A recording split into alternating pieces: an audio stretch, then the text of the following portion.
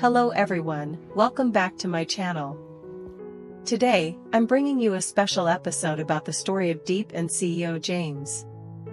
Before we dive into the new part, let's take a quick look back at the intense events from the previous episode, when a series of seemingly ordinary moments suddenly erupted into a crisis unlike anything Diep had ever faced. In the past few days, Diep's supermarket had been doing exceptionally well. She had just received a new batch of fresh fruit from a trusted supplier, her staff were working energetically, customers came and went non-stop, all praising the quality and freshness of the produce. Everything seemed to be growing steadily and promisingly. Yet within a single afternoon, Diep's entire world flipped upside down. A man with a pale face and trembling body was rushed to the hospital in critical condition from severe poisoning. And the shocking part was his firm claim that the fruit he ate had been purchased from her supermarket. Before she could even understand what was happening, a wave of police officers and government inspectors suddenly stormed in. Flashing lights, the crackle of walkie-talkies, hurried footsteps, the entire supermarket was thrown into chaos. Employees panicked, customers fled in fear, and Diep stood frozen in the middle of it all, her heart squeezed tight in her chest. Authorities began inspecting the storage room, sealing boxes of fruit, confiscating crates. Everything happened so fast she couldn't even process it. The weight of helplessness pressed heavily onto her slender shoulders, making every breath feel harder. The bad news quickly reached James. He had been in a meeting with business partners when he received the urgent call. In that moment, the calm determination in his eyes shifted into shock. He stood up abruptly, leaving documents scattered on the table, and said only one sentence. "I have to go." Something urgent happened. The entire meeting room fell silent as they watched James, a CEO known for his composure, rush out with a face full of worry. James sped through the gloomy late afternoon weather toward the police station. Rain streaked across the windshield, each drop echoing the frantic pounding of his heart. All he could picture was Diep, the woman he deeply wanted to protect, surrounded by suspicion, trapped in a mess she had never caused. The thought alone nearly drove him insane. When he arrived, he stepped into the hallway and immediately felt the tension in the air, hurried officer footsteps, papers shuffling, an atmosphere so heavy it almost felt physical. He walked straight to the interrogation room, pushing the door open hard enough that it slammed against the wall. And then, his heart dropped when he saw Diep. She sat there, small and fragile in the cold room, her eyes red and swollen from crying for far too long. Her hands were clasped tightly together as though she was trying to stop herself from trembling.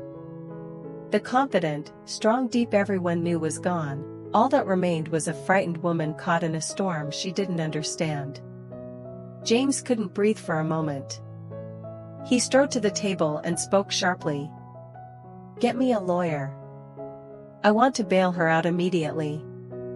His firm demand made the entire room pause. Officers glanced at one another, surprised by the CEO's uncharacteristic fierceness. But James didn't care. To him, only one thing mattered: Diep must not be treated like a criminal without clear evidence. Minutes later, the best lawyer James knew arrived, sharp suit, composed expression, and a cold professionalism. He quickly reviewed the documents, cross-checked reports, and began the bail process. James stood beside him, fists clenched, his dark eyes filled with tension. Every passing minute felt painfully long. Finally, after intense discussion, clarification, and legal pressure, James and the lawyer succeeded. Diep would not be detained immediately. Instead, she would be monitored while further investigation continued. Upon hearing that, her shoulders trembled slightly, as though a massive weight had been lifted off her for the first time all day. James gently placed a hand on her shoulder, his gaze steady and unwavering. A silent promise that no matter what happens, he will not let her face this alone. But outside that interrogation room, A darker scheme continued to lurk in the shadows, quietly tightening its grip, pulling them into even more dangerous and unpredictable events ahead. A day later, the food analysis results from the supermarket were delivered. The atmosphere inside the investigation meeting room sank into a heavy stillness, broken only by the soft rustle of papers and the steady hum of the printer. Diep stood beside James, her hands cold from the anxiety tightening her entire body. Every minute of waiting felt like a blade cutting deeper into her growing fear. Then the officer in charge presented the first conclusion: all vegetables at the supermarket met safety standards.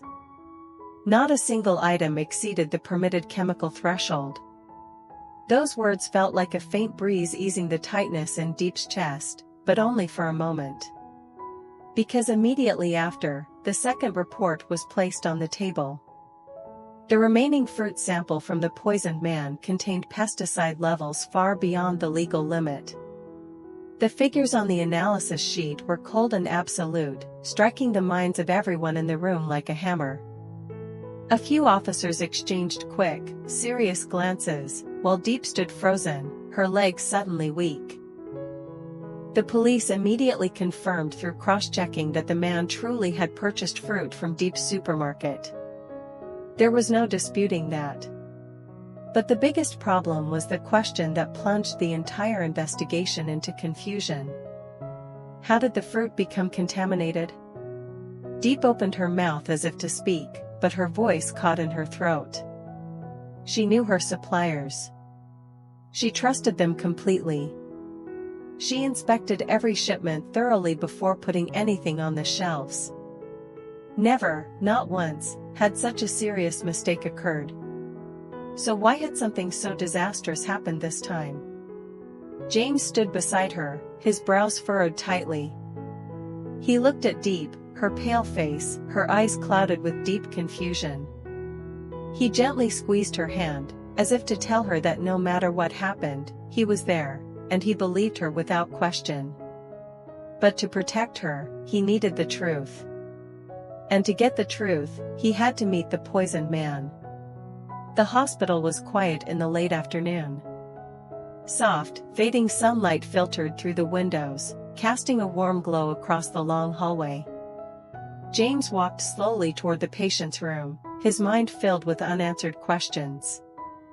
When he pushed open the door, his gaze froze instantly. The man lying in the hospital bed, that face seemed strangely familiar. A vague sensation washed over him, like a dusty fragment of memory suddenly flickering awake. He had seen this person, somewhere. Perhaps at a past meeting, a negotiation, or an event James once attended. But at this moment, he couldn't piece the fragments together. James approached the bed, keeping his voice composed with effort. "I'm here to talk," he said quietly. "How much compensation do you want?" "I'll handle everything. I only ask that you tell the truth." His offer wasn't bribery, it was an attempt to open a path for clearer explanation. In a case with so many inconsistencies, he needed every possible clue. But instead of cooperating, the man jerked angrily, his voice sharp and dripping with hostility. "I don't want money. I want her in prison." His voice crashed through the room, deep and cold, carrying a level of venom that made the atmosphere suddenly heavier. His eyes flashed with something, not the suffering of a victim, but the rigid malice of someone who already held a grudge. James remained silent for a moment, observing every small shift in the man's expression. The evasive eyes. The overly aggressive tone. The unnatural hostility. None of it matched the behavior of a typical poisoning victim. Someone seriously ill would usually seek compensation, or at least hope for a peaceful resolution. But this man did not. He seemed to have one objective only: drag Diep into ruin at any cost. James narrowed his eyes slightly. A strong suspicion rose within him. That faint memory from earlier sharpened just a bit, but still not enough to reveal the full picture. However, his instincts told him one thing for certain. Something was definitely wrong. And James knew this was only the surface of a much deeper and darker story. All the initial evidence pointed straight at Diep. The investigation reports, the witness statements that hadn't been fully verified, and even the rumors spreading like wildfire on social media, all of them were like invisible blades aimed directly at her. Post after post, malicious comment after malicious comment, her name was dragged down as if she had committed an unforgivable crime. Even though the police had not released any official conclusion, the public had already turned her life into a storm. James stood at the center of that storm. The pressure from the outside world weighed on him like boulders. Several shareholders expressed their dissatisfaction, the media sent constant requests for interviews, and some business partners began distancing themselves, afraid the scandal might affect the company's image. Yet despite all those voices, James' heart remained unwavering. He knew Diep. He knew her meticulousness.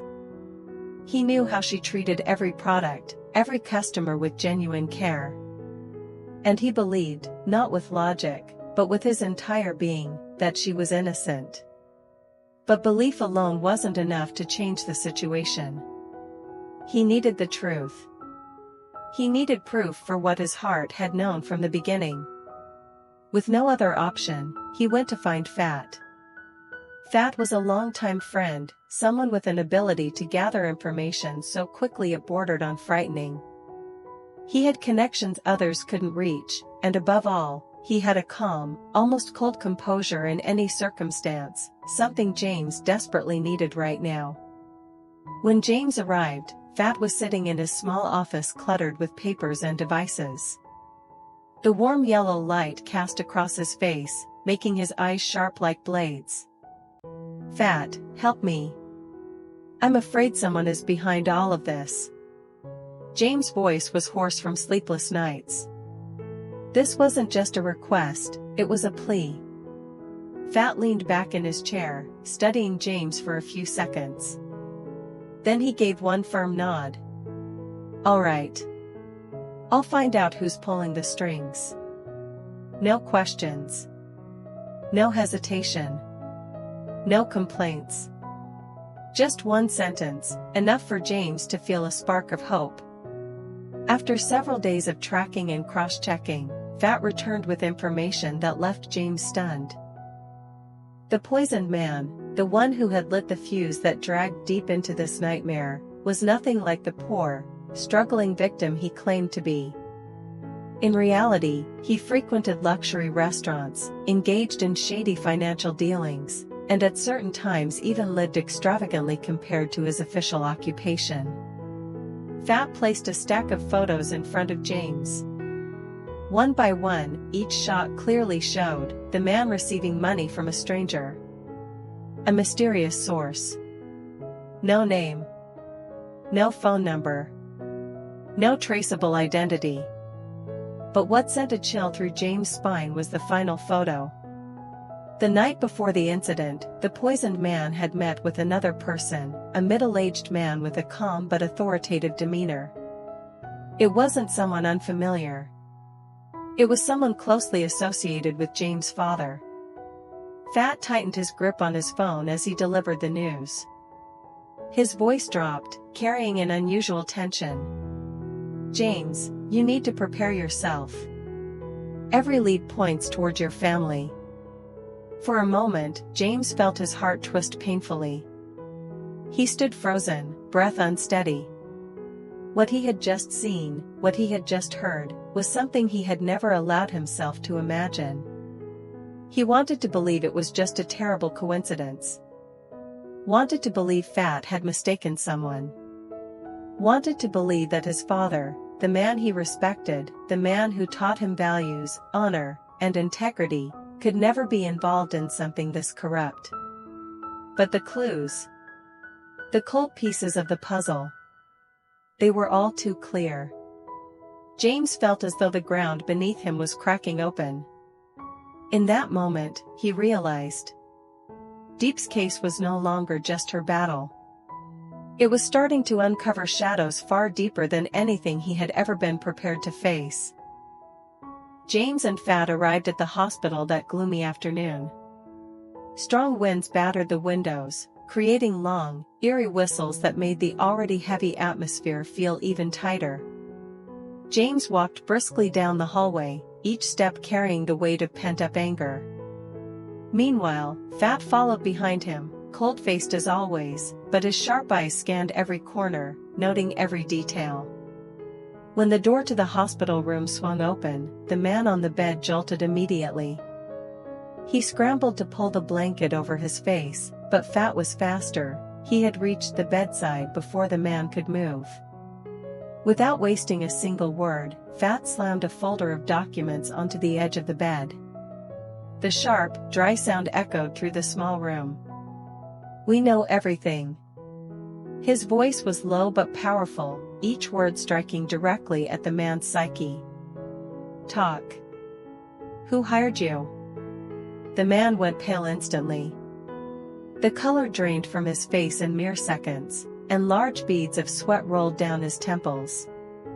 His hands tightened around the blanket, trembling so visibly he couldn't hide it. Fear was written all over him, yet he still tried to maintain a weak facade. I just wanted money. No one hired me." He stammered, his voice shaking, his eyes darting away, an obvious sign of a man lying through his teeth. James stepped closer, standing tall beside the bed. He didn't need to shout. He didn't need rage. His voice dropped to a level so cold it felt like winter glass. "If you refuse to talk," James said slowly, each word sealed with the chill of finality, "you won't just face administrative penalties. You'll be charged with serious defamation.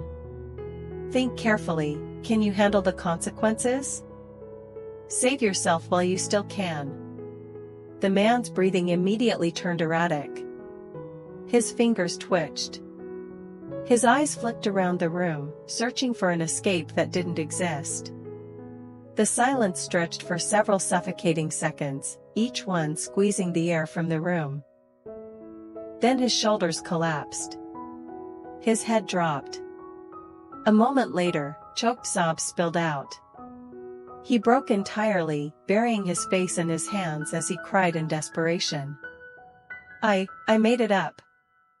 I lied." His voice cracked. "I tried to blame her on purpose so I could get compensation. I needed the money. No one hired me." The confession hit like a hammer. James said nothing, but his fist curled tightly at his side. Fat's expression remained unreadable, yet his eyes sharpened, the look of someone who had just heard exactly what he needed to push the investigation further. But when Fat continued, "Then who did you meet that night? Why were you receiving money from that man?" The patient's head snapped up, fear exploding in his eyes. I don't know. I don't know anything." He shook his head over and over, as if the truth itself would kill him if spoken aloud. No matter how much James and Fat pressed, he refused to reveal the identity of the person behind him. And that refusal, combined with all the signs and evidence Fat had gathered over the past few days, only pointed to one chilling possibility. Someone closely connected to James' father. Which made the man's silence even more terrifying. Even without his cooperation, the police moved forward with their procedures. Every word of his confession was recorded clearly, without missing a single detail. Shortly after, he was detained for fraud, defamation, disorderly conduct, and obstructing the investigation. As the officers escorted him out, the room grew quiet. The door clicked shut. James leaned against the wall, his eyes heavy, filled with 1,000 tangled thoughts. Fat looked at him, voice soft but firm. "You know this isn't the end, right?" James didn't answer. But his eyes, full of pain, yet resolute, said everything. The very next day, the official investigation report was released. The announcement was posted right outside the government office, the signature clearly printed beneath the red seal. Within minutes, the news spread across the neighborhood, then quickly flooded social media. Everyone was talking about the same thing. Diep supermarket had absolutely no involvement in the poisoning case. That conclusion struck like a great bell, lifting the massive weight that had been crushing Diep's chest for days. When the investigators removed the red seal that had been hanging across her entrance, the sharp click echoed dryly, yet to her, it felt strangely liberating. The strip of sealing tape fell away, taking with it every drop of pressure, injustice, and silent suffering she had endured. Her employees, standing behind her, burst into tears. Some cried openly, some hugged each other tightly, others kept repeating, "Thank goodness, thank goodness." They weren't just relieved that work could resume, they were relieved for her, their beloved boss, the woman who had always stood in front to protect them, and who was finally vindicated. Customers began to return. One by one they walked into the supermarket, smiling warmly. Some longtime regulars patted Diep on the shoulder, saying they had never once doubted her. Others bought more than usual as a show of support. New faces also appeared, people who only knew her through the story spreading online, stepping in to buy from her as well. The atmosphere inside shifted completely, no longer heavy and silent, but vibrant with the sound of life returning. When the sign "Diep's Organic Market" lit up again, the warm glow reflected onto her face. Her eyes shimmered with tears she had been holding back for days, but these were not tears of fear anymore. They were tears of relief, of gratitude toward those who believed in her until the very end. The street in front of the supermarket felt brighter. Not because of the sign's light, but because her heart had finally been freed from the shadow of the past days. As she stepped outside, she suddenly froze. James was standing there, unmistakable, like a statue carved by fate. He wasn't wearing his usual suit, but a simple white shirt with the sleeves rolled up. What moved her most wasn't his appearance, but the sight of him holding baby Nee in his arms, his large hands supporting the little girl's tiny back with careful, gentle steadiness, as if he had been waiting for Diep for a very long time. When their eyes met, James stepped forward. His arms opened, and his voice, deep yet trembling with emotion, broke the silence. "You've suffered enough. I'm sorry you had to face all of this alone." The sincerity in his words shattered the last defense in Diep's heart. She moved toward him and collapsed into his embrace, her breath heavy as if a whole sky had just lifted off her shoulders. Her voice trembled, soft but clear enough for him to hear. "I know, you've always believed in me." James pulled her closer, as if afraid she might disappear if he loosened his hold even slightly. Little Nee, nestled between them, wrapped her tiny arms around her mother's neck and gave a radiant smile, the pure, innocent smile of a child unaware of the storms around her, yet unintentionally bringing light into that moment. Seeing the three of them together, the air outside the supermarket warmed in a way words could barely describe. The supermarket was reborn. Trust was reborn. And love was reborn in the simplest, most beautiful way. But that happiness was veiled by a thin cloud of lingering worry. Who was truly behind the poisoning incident? Did James have the courage to face the truth, and his own father? And would Diep allow him to know everything she had gone through, even the parts that might break his heart? The answers await in the next episode. Xin chào tất cả mọi người. Hôm qua mình bị đau bụng, thiếu ngủ. Hôm nay mình nói chung là đầu bù đốc tối nên mọi người thấy tinh thần khá Time mệt seemed mỏi. to pause for a moment. Time seemed to pause for a moment. Hi. Mình đang làm âm thanh.